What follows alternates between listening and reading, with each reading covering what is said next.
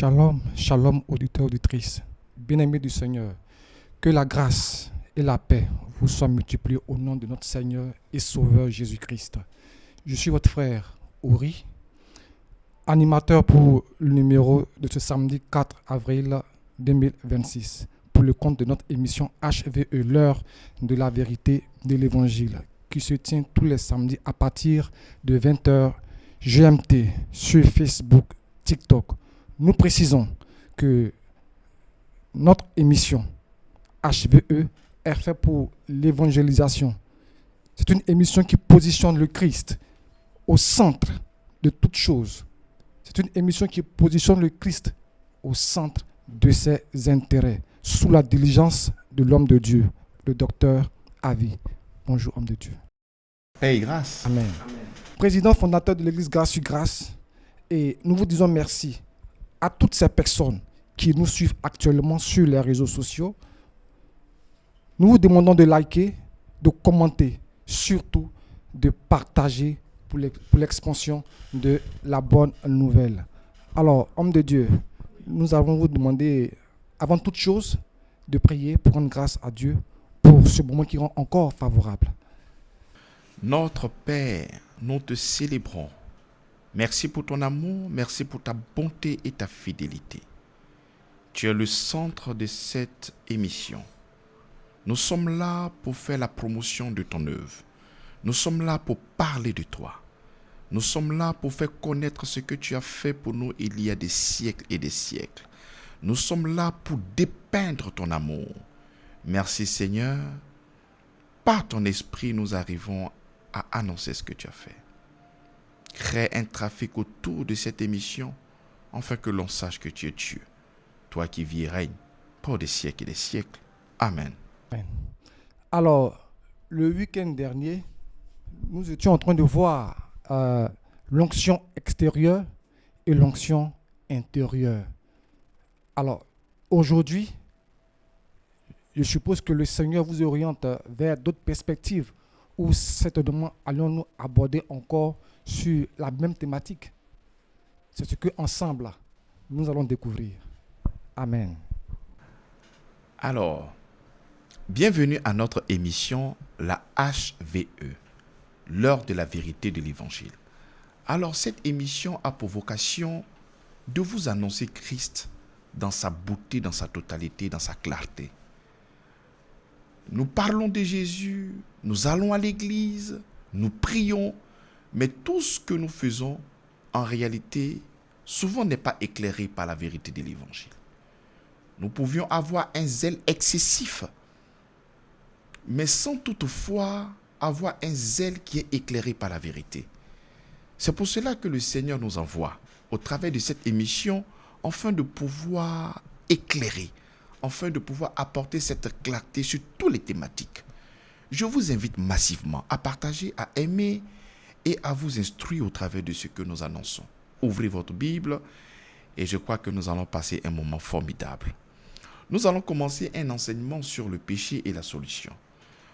Parce que j'ai fait une émission où j'ai fait des déclarations assez pertinentes. Et ces déclarations ont créé beaucoup de discours d'intérêt. Beaucoup de personnes ont parlé.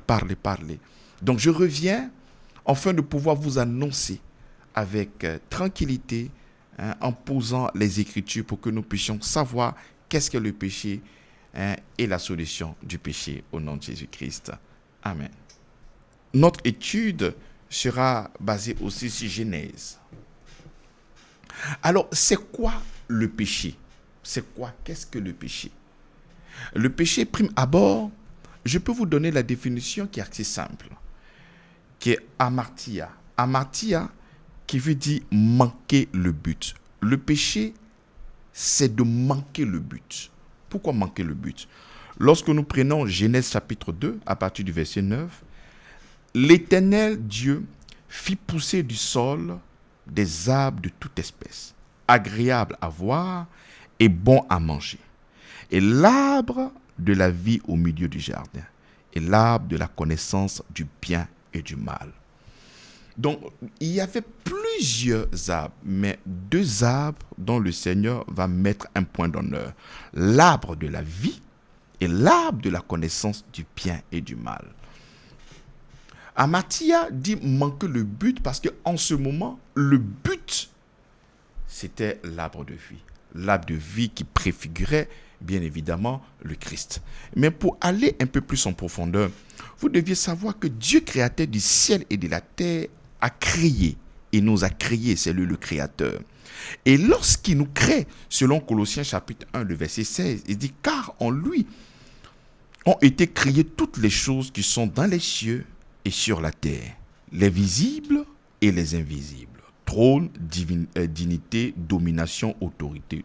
Tout a été créé par lui et pour lui. » Donc Dieu nous a créés par lui et pour lui. Et vous savez, lorsque Dieu nous crée, il nous crée étant libres. Il ne nous crée pas comme des robots. Il nous crée étant libres.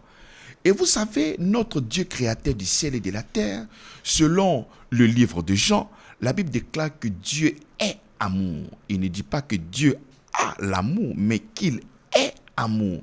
Donc, un Dieu qui est amour, il faut savoir que en amour, il faut un répondant. En amour, il faut un répondant. Donc, quand Dieu nous crée, il nous crée comment? Il nous crée en ayant dans son arrière-plan que nous puissions vivre ensemble, que nous puissions être en communion avec lui. Le Seigneur nous fait comprendre qu'il nous crée à son image selon sa ressemblance. Il nous crée pour que nous puissions être ensemble, bien-aimés dans la foi. Et lorsqu'il nous crée, il va nous donner donc la capacité de choisir. Mais de choisir quoi? Lorsque nous sommes en train de parler de l'arbre de la vie préfigure le Christ. Lorsque nous prenons Jean chapitre 14, le verset 6, Jésus lui dit, « Je suis le chemin, la vérité et la vie. » Et dans le jardin, en ce moment, il y avait un arbre qui s'appelait l'arbre de vie. Donc, l'arbre de vie ici préfigurait le Christ. Donc, quand Dieu crée l'homme, il va déposer dans le jardin deux arbres symboliques. L'arbre de la vie qui témoigne le Christ, qui préfigure le Christ, et l'arbre de la connaissance du bien et du mal. Il dit l'arbre de la connaissance. Connaître ce qui est bien, connaître ce qui est mal. Donc l'homme devrait manger l'arbre de la vie. Manger l'arbre de la vie était d'être en communion véritablement avec Dieu. Manger l'arbre de la vie était de laisser Dieu être au contrôle de ses choix, le contrôle de sa vie, le contrôle de toutes choses.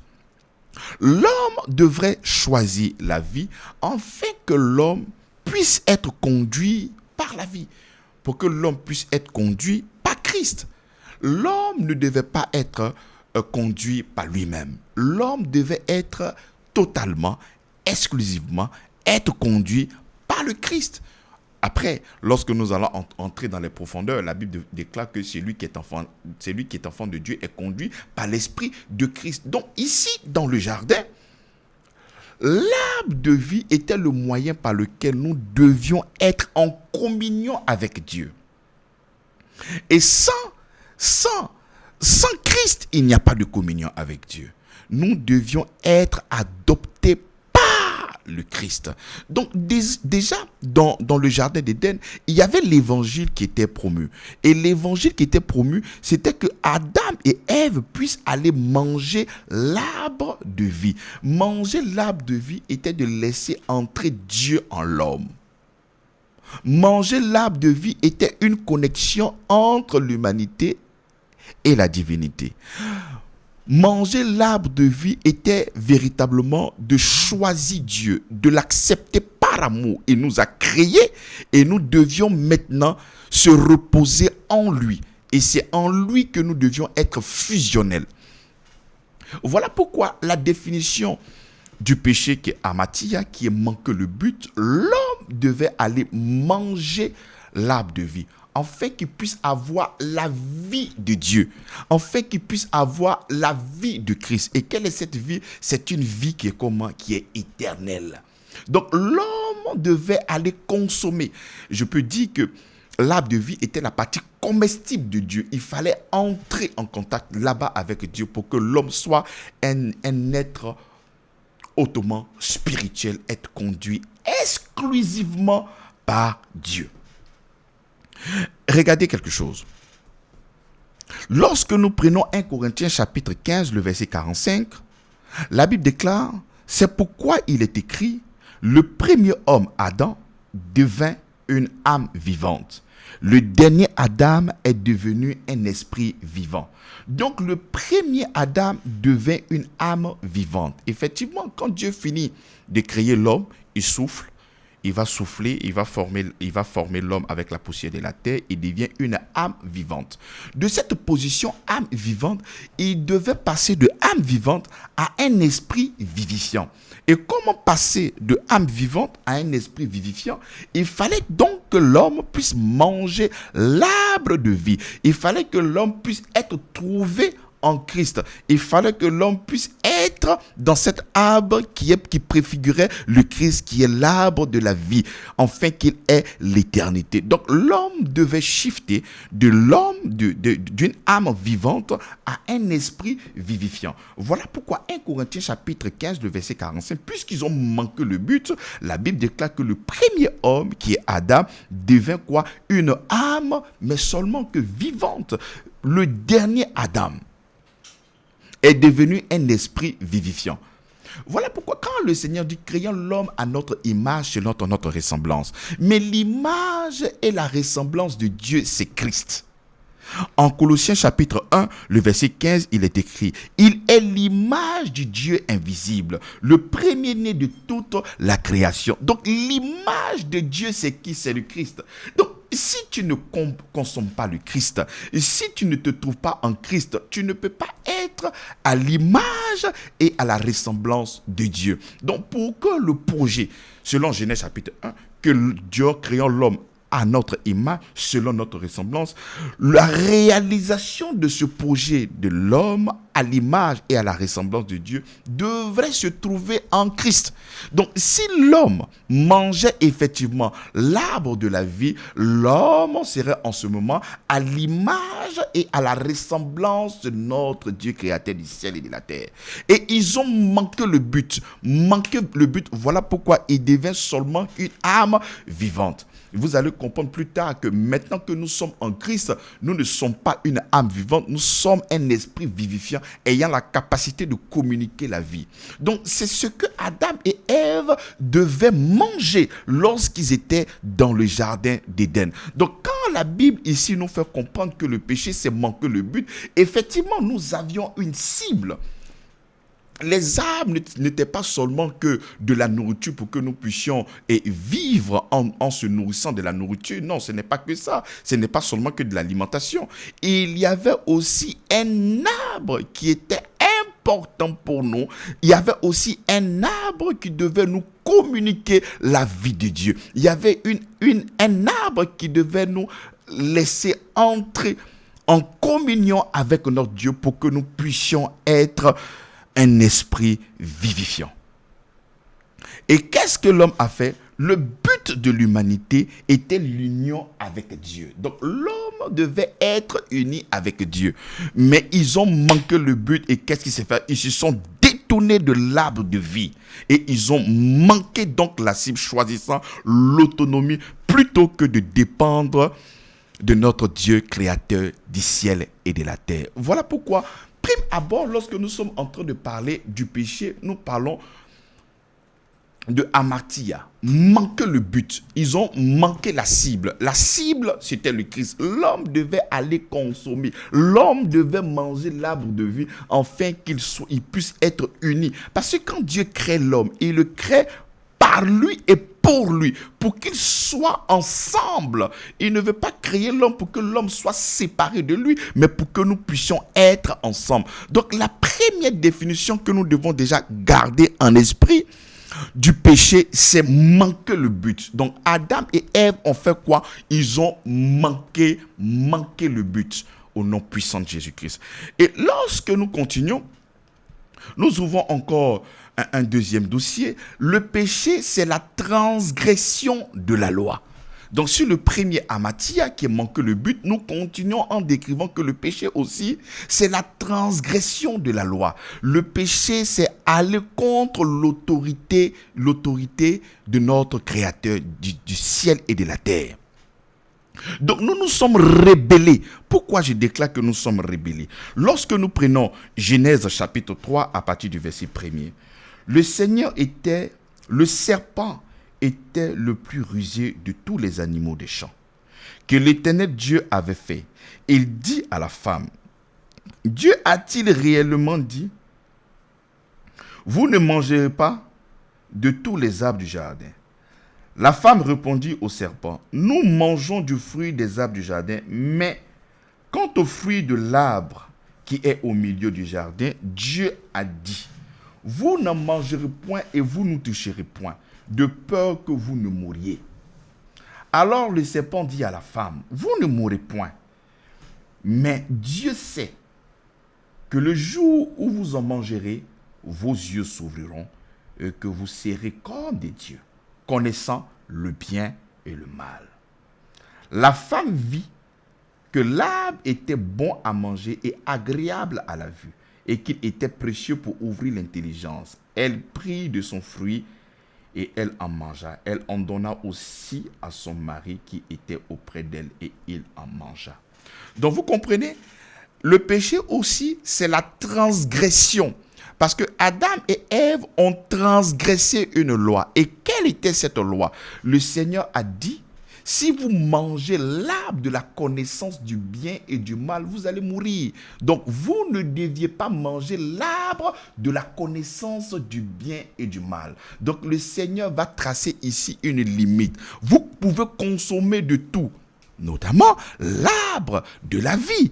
Mais si vous ne devez pas toucher un arbre, c'est l'arbre de la connaissance du bien et du mal. Vous n'avez pas besoin de connaître ce qui est bon. Vous n'avez pas besoin de connaître ce qui est mal. Tout ce que vous devez manger de tout, y compris l'arbre de la vie. Donc, voici la loi qui était présentée. Et qu'est-ce qui s'est passé? Adam et Ève ont violé l'ordre. Adam et Ève ne sont pas conformés à la parole de Dieu. J'étais en train de dire à l'entame que l'évangile qui était prêché en ce moment, c'était que l'homme puisse aller manger l'arbre de la vie et avoir en lui la vie de Dieu, l'éternité.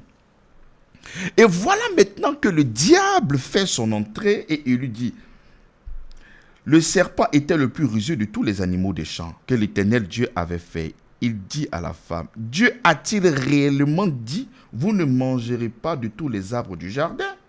La femme répondit au serpent, nous mangeons du fruit des arbres du jardin, mais quant au fruit de l'arbre qui est au milieu du jardin, Dieu a dit, vous ne mangerez point et vous ne toucherez point, de peur que vous mouriez. Alors le serpent dit à la femme, vous ne mourrez point. Donc ici, elle a commencé à écouter une autre personne. Il y a un autre évangile qui est véhiculé. Voici quelque chose de plus intéressant. Non. Vous ne mourrez point. Alors que le Seigneur dit, si vous mangez, vous allez mourir. Donc nous voyons Ève ici s'est détournée de la parole de Dieu. Nous voyons ici Ève violer la règle qui a été donnée. Nous voyons ici Ève se rebeller contre le Créateur du ciel et de la terre. Mais pourquoi? Mais parce que le serpent lui fait comprendre, mais Dieu sait, le jour où vous en mangerez, vos yeux s'ouvriront et que vous serez comme des dieux, connaissant le bien et le mal. J'aimerais dire à une personne, la connaissance de l'arbre de la vie te suffit à toi seul. La connaissance de la vie te suffit pour toute autre chose. Manger l'arbre de la vie est pour toi l'arbre le plus merveilleux. Nous n'avons pas besoin de chercher à connaître l'arbre de la connaissance du bien et du mal. Chercher à manger, chercher être connecté à Christ est le choix le plus extraordinaire. Donc ici, elle ne voit pas l'importance de tous ces arbres qui sont nommés comme l'arbre de la vie, mais elle est intéressée par ce que l'ennemi, parce que le serpent, parce que le rusé est en train de lui dire. Non, si vous mangez, Dieu sait que le jour que vous mangerez, mais vos yeux s'ouvriront et vous allez connaître le bien et du mal. Bien-aimé, tu n'es pas appelé à connaître le bien et le mal. Tu es appelé à vivre avec le Seigneur Jésus-Christ. Tu es appelé à te laisser conduire par lui. Parce que lui seul est bon pour toi. C'est lui seul qui a la capacité de te conduire pour que tu puisses vivre. Non pas dans le bien et dans le mal, mais pour que tu puisses vivre dans l'amour et dans la vie. Donc, aller connaître le bien et le mal te donneront donc la capacité à toi de choisir ce qui est bien et de choisir ce qui n'est pas bien. De choisir ce qui est bien et de choisir ce qui est mal. Alors que nous devions choisir l'arbre de vie pour que Dieu puisse lui-même nous conduire par lui-même. Restant donc dans cette innocence et nous laissons conduire uniquement que par notre Seigneur. Mais le diable dit non. Le jour que vous allez manger, vos yeux s'ouvriront et vous serez comme des dieux, connaissant le bien et du mal. Il dit, vous serez comme des dieux. Alors que Adam et Ève étaient déjà Dieu sur la terre, parce que l'ouvrage de notre Dieu créateur du ciel et de la terre, mais qui dominait dessus, c'était Adam et Ève qui devaient effectivement dominer dessus. Donc le diable vient créer un manque dans ton cœur pour que tu puisses désobéir, pour que tu puisses te détourner, pour que tu ne puisses pas véritablement rester sur la parole de ton Seigneur, mais écouter un autre évangile. Et c'est ce qui se passe encore dans cette génération. Et vous voyez au verset 6, il dit, la femme vit que l'arbre était bon à manger et agréable à la vue, et qu'il était précieux pour ouvrir l'intelligence. Elle prit de son fruit et en mangea. Elle en donna aussi à son mari qui était auprès d'elle et il en mangea. Donc voici encore le péché d'une part qui est manqué le but parce qu'ils devaient aller manger l'arbre de la vie. Ils n'ont pas mangé l'arbre de la vie. Donc, prime abord, le péché, c'est manquer. Ils ont manqué la cible. Ils ont manqué le Christ. Ils ont manqué le but. Et de deuxième, ils n'ont pas seulement que manqué, ils se sont rebellés. Ils n'ont pas seulement que manqué, ils ont désobéi. Ils se sont laissés séduire par le diable. Et au lieu de garder la parole de Dieu dans leur cœur, ils n'ont pas écouté, ils n'ont pas gardé la parole de Dieu dans leur cœur. Ils ont préféré la voix du rusé, ils ont préféré la voix du malin, ils ont préféré la voix du serpent. Et il dit que c'était bon et agréable. Et lorsqu'ils ont mangé, qu'est-ce qui s'est passé? Mais la Bible déclare qu'ils sont morts. Parce que la Bible dit, le jour où vous mangerez, mais vous allez faire quoi? Mais vous allez mourir. C'est quoi cette mort? La mort, c'est la séparation entre Dieu et l'être humain. Donc l'être humain est livré à qui? Mais à lui-même. Au lieu d'aller manger l'arbre de vie, au lieu d'aller manger l'éternité, au lieu de se connecter à Dieu créateur du ciel et de la terre, ils ont préféré choisir leur propre humanité en se laissant conduire par eux-mêmes et non pas se laisser conduit par notre Dieu créateur du ciel et de la terre. Donc, en écoutant une voix étrangère, plutôt la parole de Dieu, ils ont rompu l'alliance et ils ont subi la conséquence qui est quoi? Qui est la mort spirituelle. Donc, lorsque nous sommes en train de parler du péché, nous sommes en train de parler de ce qu'Adam a manqué le but et de deux. C'est comme s'il y avait un double péché. Le premier qui devait manger l'arbre de vie et le second, ils ont transgressé, ils ont désobéi, ils se sont rebellés contre la parole de Dieu. Et qu'est-ce qui s'est passé? Ils sont morts. Preuve à l'appui. Lorsque nous prenons Genèse chapitre 2, à partir du verset 25, qu'est-ce qu'il dit là-bas? La Bible dit, l'homme et sa femme étaient tous deux nus et ils n'avaient point honte. Est-ce que vous comprenez? Les deux étaient nus, mais ils n'en avaient point honte. Ils n'avaient pas le poids du péché, ils n'avaient pas la connaissance du péché, ils n'avaient pas de culpabilité. Donc, ils ne pouvaient que marcher avec un esprit en paix. Il n'y avait pas de conflit. Ils ne pouvaient que marcher dans l'innocence. Parce que Adam et Ève, ils étaient innocents. Mais vous allez voir, après qu'ils aient désobéi, la conscience commence maintenant à être souillée. Genèse chapitre 3, le verset 7 dit, « Les yeux de l'un et de l'autre s'ouvrirent, et ils connurent qu'ils étaient nus, et ayant conçu des feuilles de figuier, ils s'en firent des ceintures. » Vous comprenez? Donc, avant qu'ils ne désobéissent, ils ne pouvaient que marcher tranquillement dans l'innocence. Leur conscience ne pouvait pas les accuser. Ils étaient en paix. Il n'y avait pas de conflit en eux. Et ils étaient dans l'innocence, dans la tranquillité. Mais lorsqu'ils ont désobéi, donc tu vois maintenant que la conscience commence maintenant à les accuser. La Bible va plus loin, qu'ils avaient peur, qu'ils avaient honte et ils ne pouvaient plus se tenir dans la présence de Dieu. Mais pourquoi ils ne pouvaient plus se tenir dans la présence de Dieu? Parce que maintenant, ils avaient la connaissance, mais du bien et du mal. Ils ont désobéi à la parole de Dieu. Ils se sont rebellés à la parole de Dieu. Donc, la crainte a commencé à monter. La peur suppose un châtiment. La peur suppose un jugement. Donc, cette parole, le péché, mais a volé cette paix-là dans leur cœur, a volé cette innocence-là dans leur cœur. Et maintenant, ils sont rentrés maintenant dans un nouveau régime. Et quel est ce régime? C'est la connaissance du bien et du mal. Donc maintenant, ils sont maintenant dans le péché.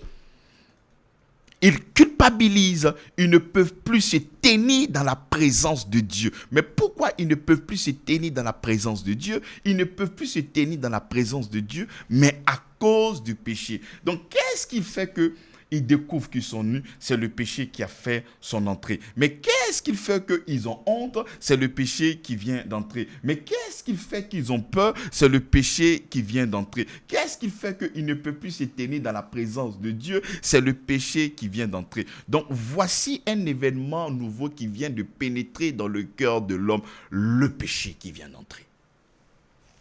Alors, nous allons continuer et nous allons faire une étude extraordinaire. Et regardez ce qui s'est passé. Au verset 7, parce que nous sommes ici en train de parler du péché et de la solution. Avant même d'arriver dans les profondeurs, nous allons déjà commencer à voir des appendices de ce que le Seigneur va faire afin de pouvoir nous restaurer. Nous voyons véritablement que le péché vient de faire son entrée. Alors au verset 7, les yeux de l'un et de l'autre s'ouvrirent. Ils connurent qu'ils étaient nus et ayant conçu des feuilles de figuier, ils s'en firent des ceintures. Donc, parce qu'ils ne pouvaient plus se tenir dans la présence de Dieu, qu'est-ce qu'ils ont fait? Ils ont coupé des feuilles de figuier afin de faire des vêtements. Notre Dieu est immatériel. Donc ici, nous comprenons ici que les vêtements qu'ils étaient en train de faire symbolisent la justice, le moyen par lequel ils allaient se tenir dans la présence de Dieu. Donc, ayant la conscience du péché, ayant la conscience de la honte, ayant la conscience de la peur, ayant la conscience du péché, parce qu'ils sont devenus pécheurs, ils ne peuvent plus s'approcher avec assurance. Donc, ils vont essayer maintenant de fabriquer quelque chose afin de cacher leur nudité, afin de pouvoir cacher leurs péchés, afin de pouvoir cacher leurs transgressions, afin de pouvoir cacher leurs offenses, afin de pouvoir cacher cela. Et nous allons voir au verset 21 quelque chose déjà qui nous annonce. Déjà, dans le livre de Genèse, chapitre 3, là où nous avons tout commencé, le plan de notre rédemption, le plan du salut, le plan de notre rédemption, mais est déjà prêché. Et au verset 21, qu'est-ce qu'il dit? L'Éternel Dieu fit à Adam et à sa femme des habits de peau et il les en revêtit. Donc le Seigneur, qu'est-ce qu'il va faire? Adam et Ève ont conçu des vêtements en feuilles de figuier, afin de pouvoir tenir dans la présence de Dieu. Mais quand le Seigneur vient, il va tuer un animal. Il va tuer un animal et prend la peau de cet animal afin de faire des vêtements pour eux. Donc, qu'est-ce que notre Dieu vient de faire? Il vient de disqualifier les vêtements que Adam et Ève ont fait afin de pouvoir tenir dans la présence de Dieu.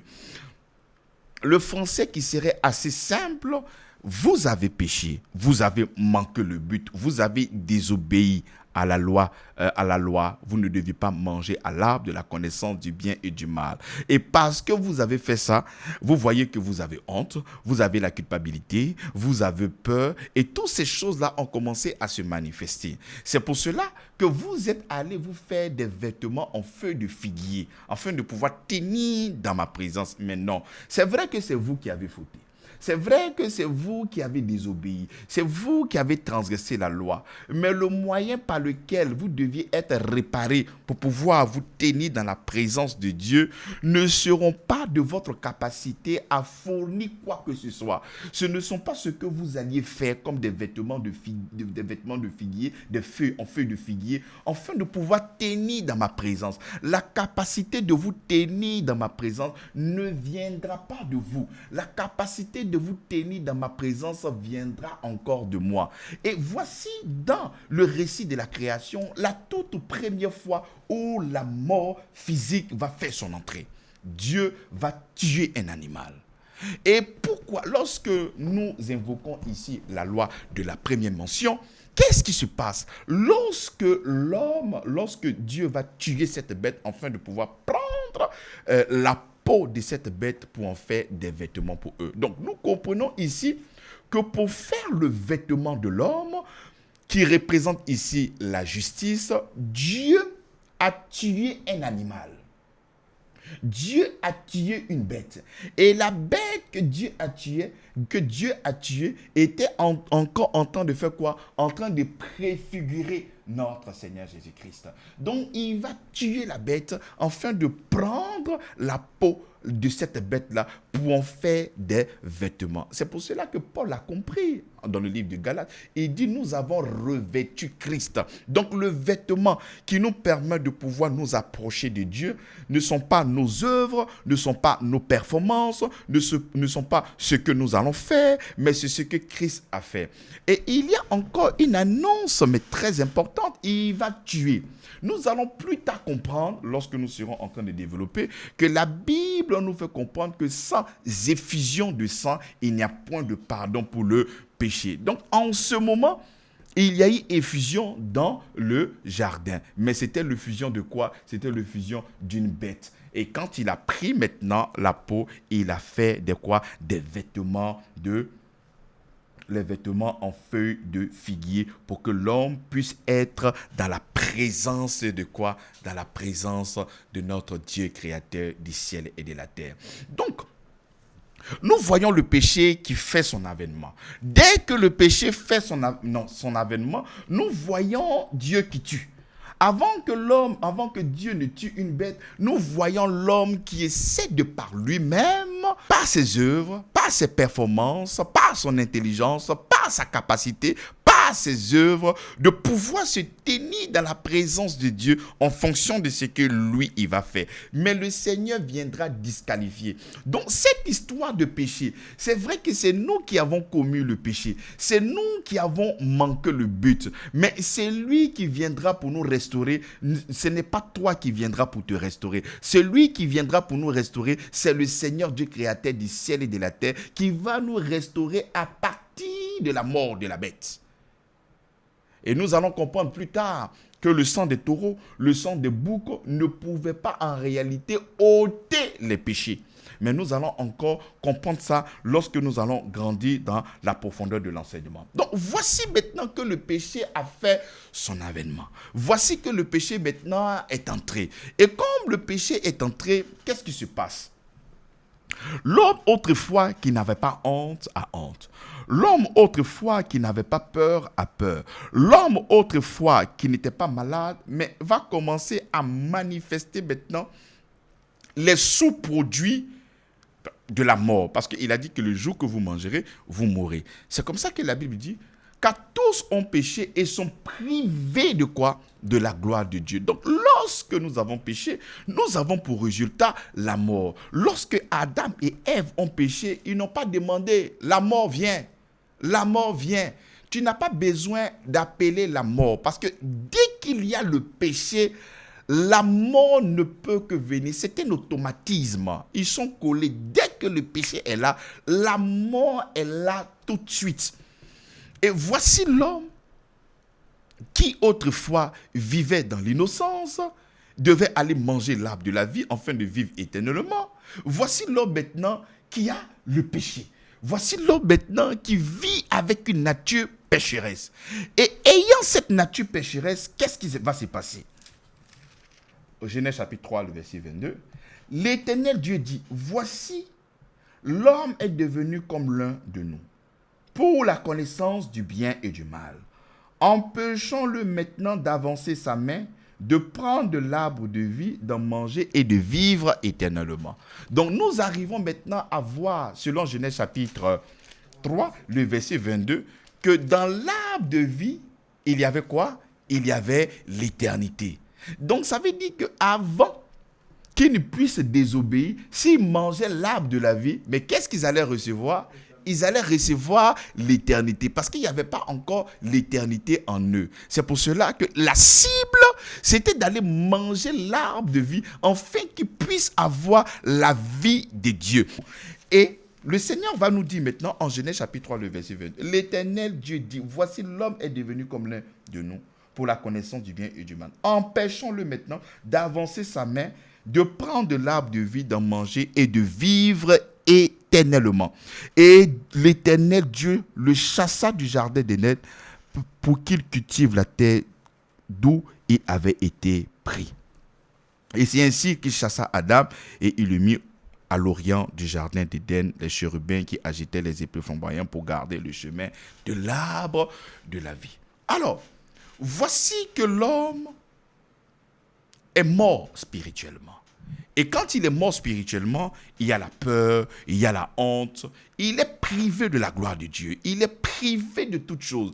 Mais tu ne peux pas être dans cette dimension et aller manger l'arbre de la vie. Parce que manger l'arbre de la vie dans cette condition, mais nous allons rester dans cette position d'une manière éternelle. Nous allons vivre dans le péché d'une manière éternelle. Nous allons vivre dans l'amertume d'une manière éternelle. Nous allons vivre dans la culpabilité d'une manière éternelle. Nous allons vivre la mort. Nous allons vivre les choses négatives d'une manière éternelle. Donc, lorsque le Seigneur va préserver l'arbre, c'est encore poussé par son amour. Parce que vous deviez manger l'arbre de la vie. Mais vous avez d'abord péché. Vous avez déjà désobéi. Donc, avant de manger l'arbre de la vie, la Bible nous fait comprendre en ce qui concerne la transgression que sans effusion de sang, il n'y a point de pardon pour le péché. Donc, il fallait déjà régler d'abord le problème de cette offense-là avant de chercher à manger quoi que ce soit. Donc, voici le problème qui est là. Avant de chercher à manger l'arbre de la vie, il faudrait que nous puissions régler d'abord l'offense. Il faudrait déjà que nous puissions régler cette nature pécheresse que vous veniez d'avoir. Nous devions d'abord le régler. Donc, ce n'est pas dans cette condition que vous allez manger. Donc, quand le Seigneur est en train de préserver, c'est encore poussé par son amour. Il ne faudrait pas que l'homme puisse manger dans cet état-là. Non, il ne devrait pas en aucun cas manger. C'est comme ça que le Seigneur va préserver en chassant l'homme. Beaucoup de personnes nous font comprendre que lorsque tu as péché, le Seigneur ne peut pas t'écouter, le Seigneur fuit ta présence. Mais dans le jardin d'Éden, lorsque Adam et Ève avaient péché, mais Dieu savait très bien qu'il avait péché, mais ça n'a pas empêché Dieu de venir et il a appelé, mais Adam, où es-tu? Et c'est lui qui se cachait de la présence de Dieu. Et lorsque le Seigneur essaie maintenant d'écarter Adam et Ève afin qu'ils ne puissent pas manger de l'arbre de la vie, on ne peut pas manger de l'arbre de la vie ayant une nature aussi mauvaise qui est le péché. C'est pour ça que voici que l'homme maintenant est livré à lui-même. Le péché a fait son entrée, la mort a fait son entrée. Et les sous-produits maintenant de la mort, c'est quoi? Mais c'est la détérioration du corps, c'est les maladies incurables, c'est tous ces problèmes et les difficultés que nous voyons sur cette terre. Et qu'est-ce qui a fait son avènement? L'avènement de la mort, mais c'est venu à cause du péché. À cause du péché, nous sommes tous morts. Nous sommes séparés de Dieu. Nous sommes privés. J'aime comme Romains chapitre 3 lui dit, il dit, car tous ont péché et sont privés de la gloire de Dieu. Mais ils sont privés de l'arbre de vie.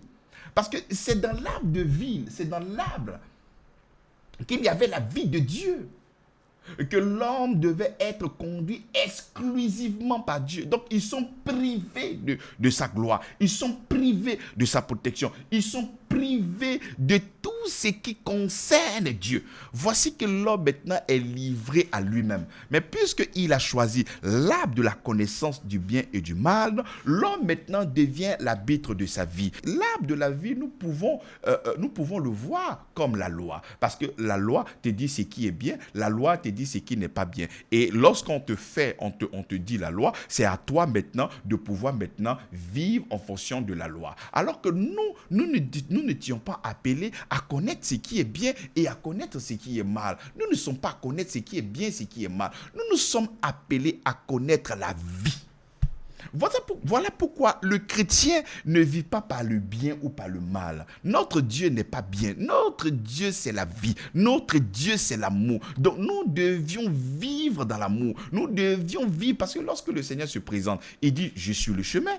Il dit, je suis la vérité. Et je suis quoi? Mais la vie. Dieu n'est pas bien. Parce que le bien, c'est relatif. Une chose peut être bien pour moi, mais ne pas être bien pour une autre personne. Mais tout ce que nous devions faire sortir, c'est la vie en Christ. Nous devons transporter la vie. Nous devons communiquer la vie. Nous devons communiquer l'amour. Et c'est comme ça que Dieu se présente. Donc, l'arbre de la connaissance du bien et du mal ne nous intéresse pas. Avoir la connaissance de ce qui est bien. Parce que dès que j'ai la connaissance de ce qui est bien, c'est à moi-même maintenant de pouvoir faire quoi? Me conduire à savoir ce qui est bien pour moi. C'est moi-même qui devient l'arbitre de ma vie. C'est à moi de choisir ce qui est bien ou ce qui n'est pas bien. Alors que le plan que Dieu a pour nous, ce n'est pas à nous de choisir ce qui est bien ou ce qui est mal. C'est que nous devions laisser notre Seigneur nous conduire. Nous devions laisser notre Seigneur vivre en nous. C'est pour cela que après, lorsque nous allons comprendre encore l'évangile dans la profondeur, nous allons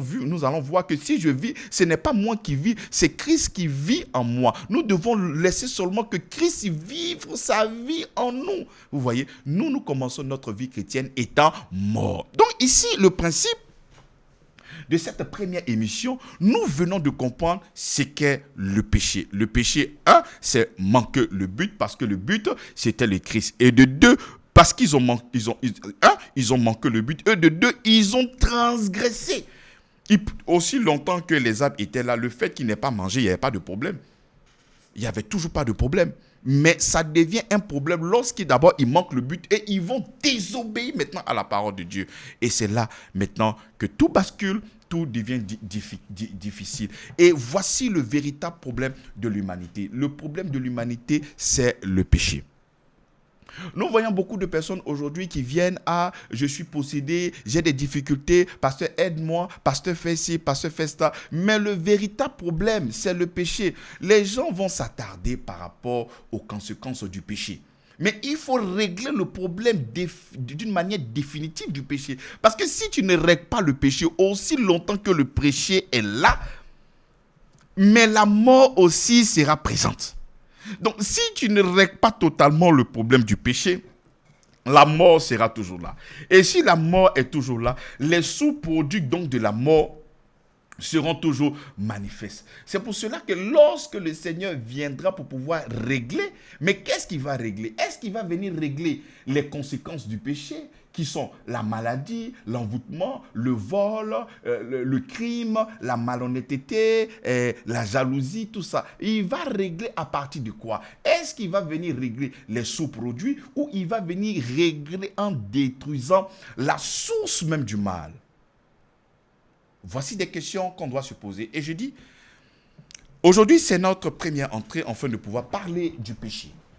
Nous allons encore, pour le deuxième numéro, entrer encore dans la profondeur. Le troisième numéro, jusqu'à ce que nous puissions comprendre, mais quelle est donc la solution? Et la solution nous vient comment? Afin de pouvoir connaître la restauration et manger à nouveau l'arbre de vie. Alors, shalom, shalom chez vous. Merci, pasteur, pour votre intervention. Nous avons appris beaucoup de choses concernant le péché et vous nous avez fait comprendre que le péché, en un premier temps, c'est manquer le but. Voilà, manquer le but parce qu'il y avait une prescription à laquelle Adam et Ève devraient faire, qui était de manger l'arbre de vie.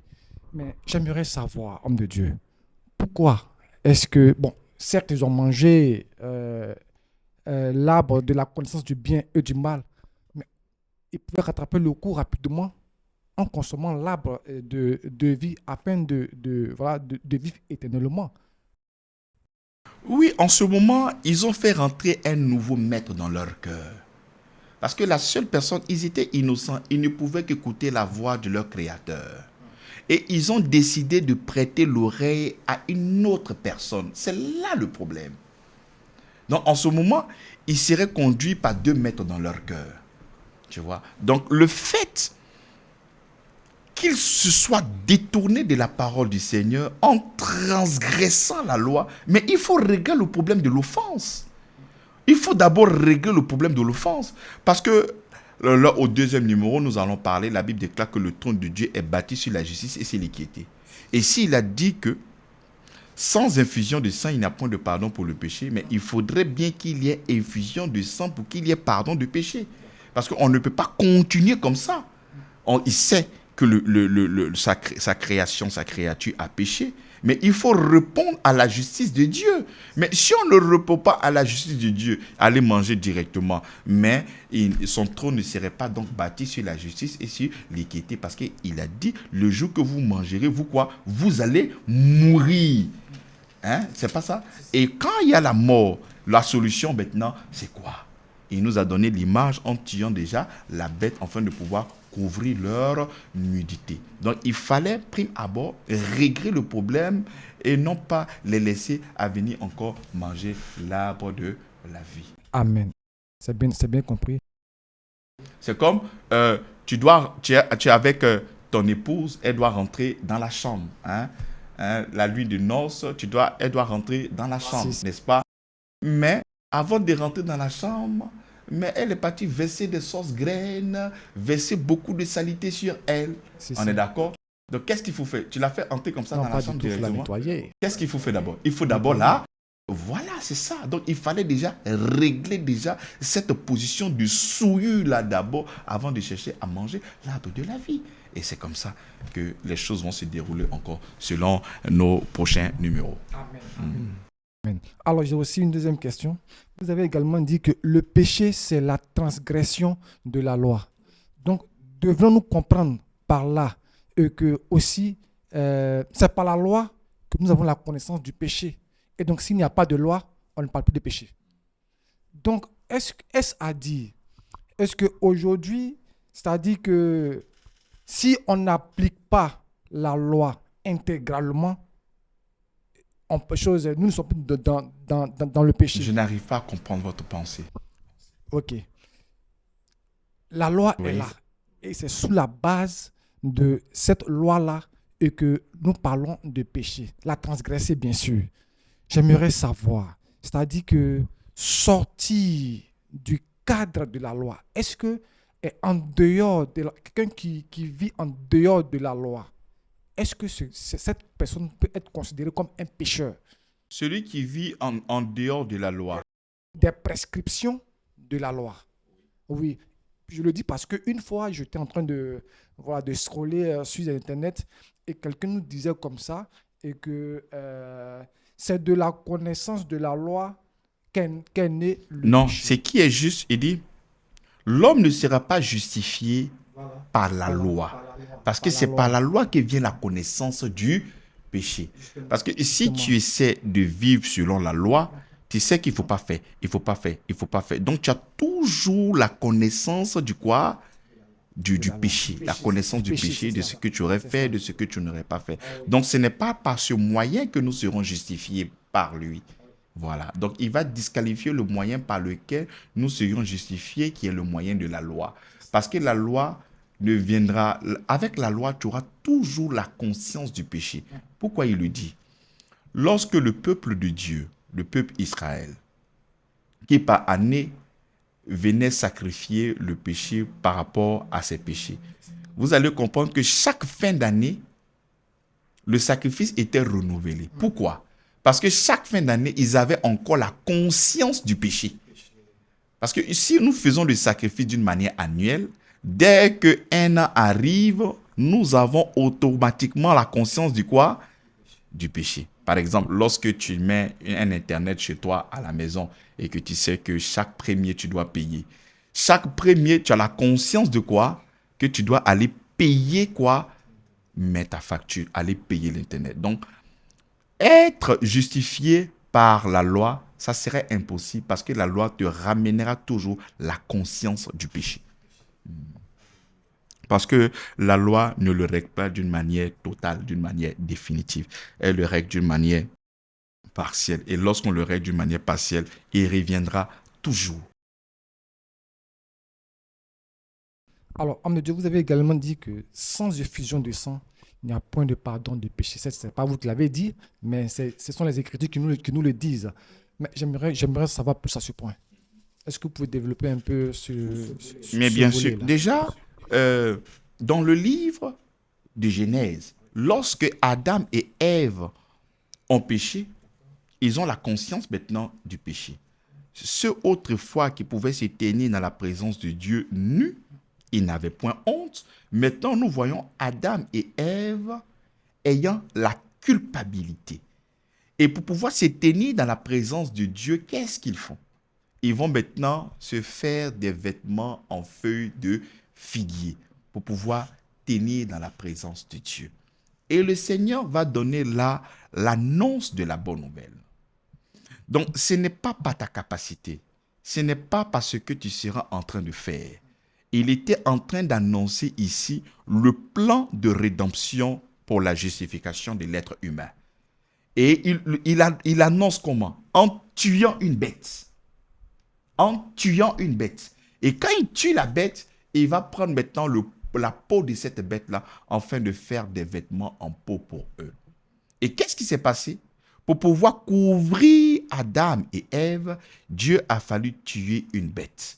Donc, il était là en train d'annoncer le Christ qui devait mourir afin de pouvoir nous justifier.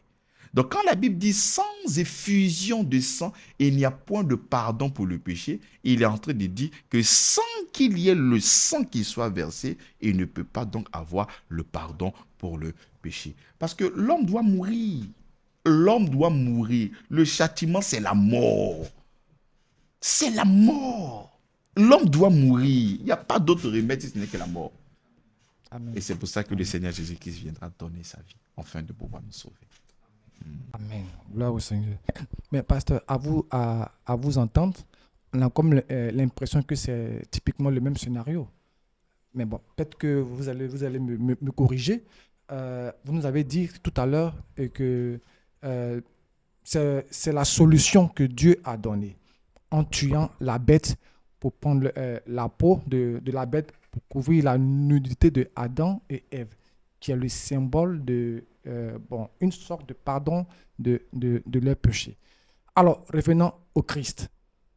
Sa mort, est-ce que sa mort est pour nous couvrir également le péché ou bien pour anéantir cette nature pécheresse? Oui, mais bien Dieu? sûr, comme je dis, le thème de l'enseignement, c'est le péché et la solution. Et lorsque nous allons progresser, nous allons parler de la justification qui est liée à nos impairs et nous allons parler aussi de la sanctification qui est liée à l'être, le vieil homme qui était en nous, mais qui va être détruit par la présence du Saint-Esprit en nous.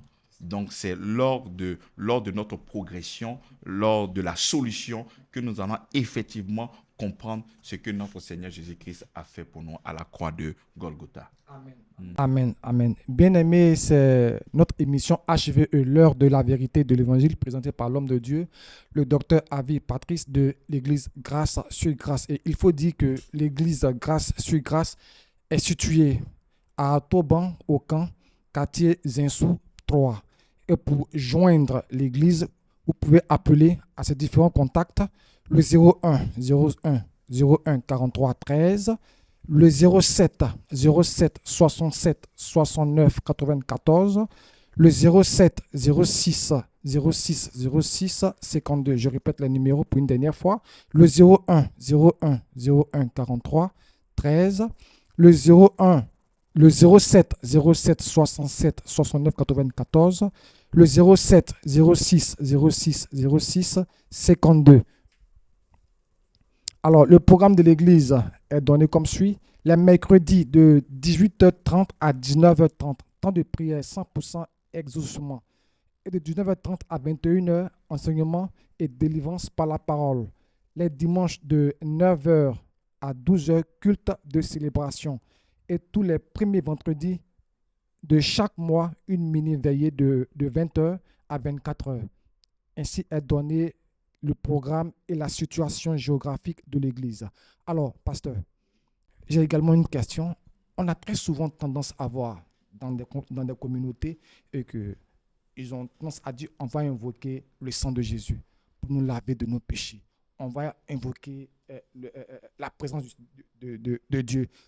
Bon, il y a tout un tas de méthodologies que nous constatons.